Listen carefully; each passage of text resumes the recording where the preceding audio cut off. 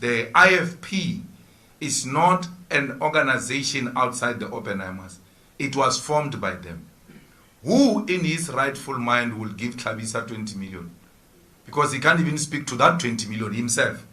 So why would someone say, yes, 20 million to Hlabisa? To do what with it? Hlabisa was given 20 million and then he was pushed out of the campaign. The campaign was run by the chairperson and the premier candidate of the IFP in KZN. I found Hlabisa campaigning in Malamulele. I'm like, what is he doing in Malamulele? That's how much was pushed out of the campaign. But the money was put inside the IFP because the IFP is an entity of the Oppenheimer family. You have all seen at the Prince Mangosuthu Buthelez's funeral, where no less than 4 members of the Oppenheimer family are in attendance. There's a video of them greeting President Ramaphosa at Prince Mangosuthu Buthelez's funeral. The Oppenheimers did not go to Mandela's family. They were not a factor in Mandela's family, a funeral. The Oppenheimers did not go to Obama's lecture in Johannesburg about Mandela, that memorial, what. They were not playing any role. But in the Prince Mangosuthu Buthelez's funeral, they played a prominent role. Why? The Oppenheimers wanted Prince Mangosuthu Buthelezi to be the first black president of South Africa. They never believed in the ANC and Nelson Mandela. That's why when Nelson Mandela's first meetings outside South Africa, he was asked by Britain as to what is going to be the role of Prince Mangosuthu Buthelezi in your cabinet when you win the elections.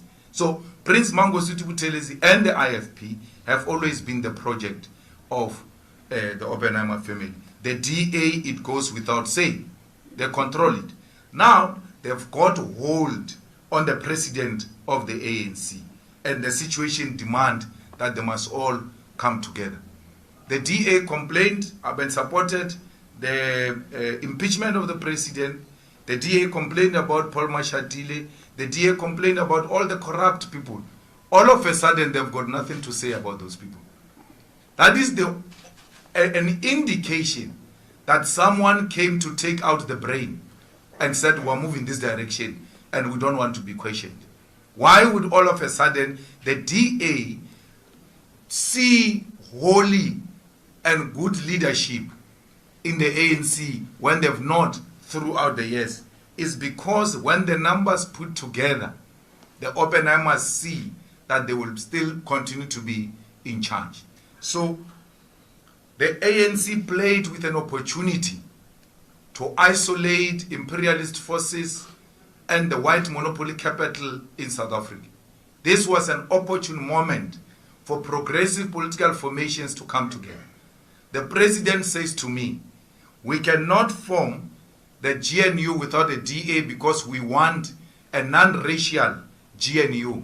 I asked him a question. Are you saying the ANC is not a non-racial organization? Because the ANC is a non-racial organization without the DA. So why would it say when it comes to government, if there is no DA, we are not non-racial? But when they run their daily activities, including in their constitution, they are non-racial. I said to the president, there are white people in the ANC, in the EFF, in all the progressive formations. White people are found there. If it's about the question of non-racialism, we can still find white people from amongst ourselves. It's not the question of non-racialism. We are not opposed to white people. We are opposed to white supremacy. We are opposed to racism. We are opposed to Afrikanerdom. We are opposed to white monopoly capital. Any other progressive name that gets to be put forward by the president of a white person, Indian person, colored person, African person, as long as that is a progressive name, will support it. I said to the president, we voted for the DA in 2016, where you, comrades, were arrogantly defying and denying us an opportunity to work together in 2016. We said to you, let's work together. You said, no, we don't want to work with you in the arrogant manner you are doing. What did we do? We pulled out where the DA was defeating you. We folded our hands. And I said to him, to show you it's not a question of race, and don't leave here saying I'm anti-white people. In 2016, we refused to participate in municipalities with the DA led by a black person. It was led by Maimani. In Joburg, it was led by Mashaba. We still said, we don't care who are the faces. This organization is a tool for imperialism and for white monopoly capital. So it's not about color. It's about the party that represent backwardness, a party that is a racist organization, a party like Freedom Front that says part of its conditions to go into a coalition is that we must declare Orania as a white Afrikaner land. And you say to us, we must go and participate in such a coalition. We'll never do that. Remember, when you are in cabinet, once you are defeated in argument, those decisions are binding on you. As a disciplined member of cabinet, you must go and defend that Orania must be a land of the Afrikaners. We will not do that. We will rather die without occupying positions in government than to allow white supremacists and racists to thrive.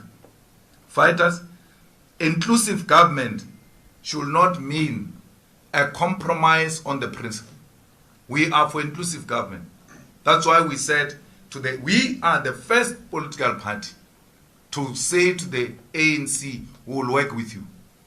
But because we understood the element of inclusive government and government of national unity. But it does not mean we must sleep with Zionists with our eyes open. We're not going to do that.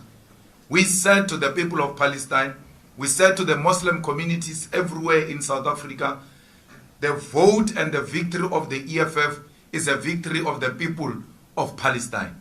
Those Muslims who voted for the EFF, those Muslims who have voted for the ANC, what are you saying to them when you go immediately in bed with the people who have supported a genocide, the killing of innocent women and children, and we must close our eyes in the name of inclusive government and overlook humanity?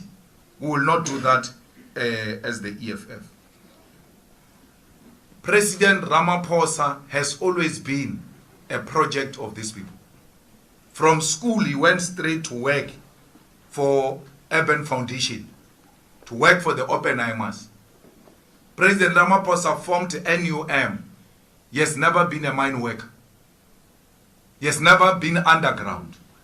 From school straight, he was given money with other colleagues to form an NUM that was funded directly by the Oppenheimers.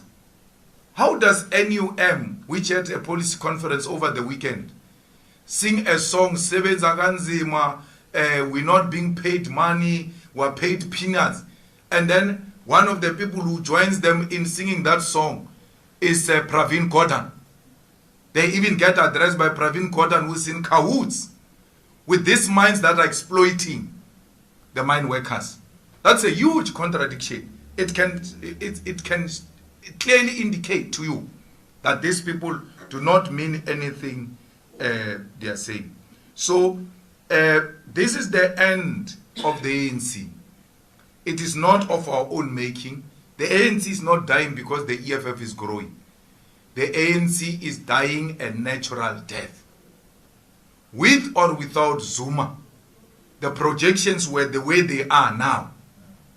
Before the formation of MKP, the research showed that the ANC is going to go below 50%. And Mbalula pulled it below 30%. At some point on the board, it went below 40% for real. So this is the end of it.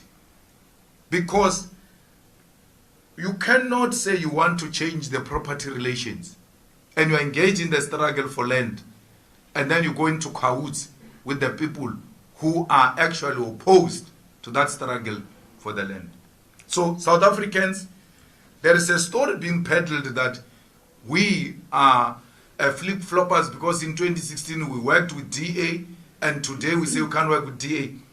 let's put it on record, lazy readers and lazy thinkers, and people with a memory of a chicken, go and check those facts. We have never worked with the DA. We said we are going to fold our arms because the ANC was arrogantly engaging us. We folded our arms and the DA dealt with them. And today you want to now turn the whole thing and say the EFF worked with the DA. We never worked with the DA. We never had an MMC under the DA government. We never had a speaker under the DA government. We never asked that which we are asking from the ANC, from the DA.